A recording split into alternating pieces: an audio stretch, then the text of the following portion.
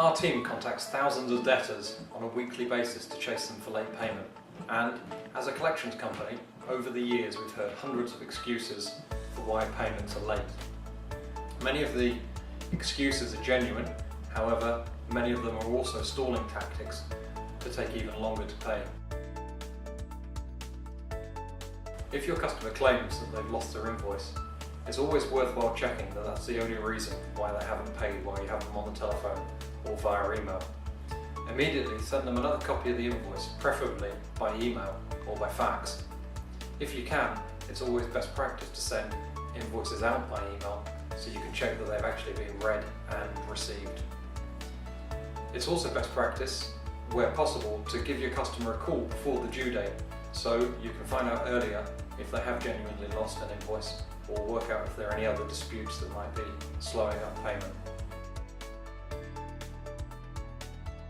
If your customer claims that the cheque's in the post, a good way to flush out whether it's a stalling tactic is to ask them immediately if they can give you a cheque number and also the date that the cheque was posted. Also remember to double check that they've got the correct postal address to send the cheque to you. If cash flow is particularly tight and they need to resend the cheque, ask them to send it by special delivery or recorded delivery so you know it's definitely going to arrive within an agreed timescale. In the future, try and get those customers that have used the excuse in the past to pay by backs, or even get them signed up to a direct debit or standing order.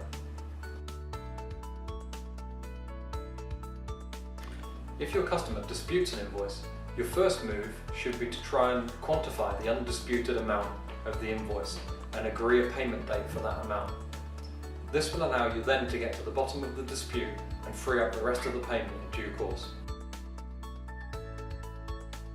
It's highly unlikely that a company would be left without being able to pay its suppliers while a director's on holiday. However, if it's genuine, make sure you find out when the director's back from holiday and make sure you have a diarised call to call them on their first day back.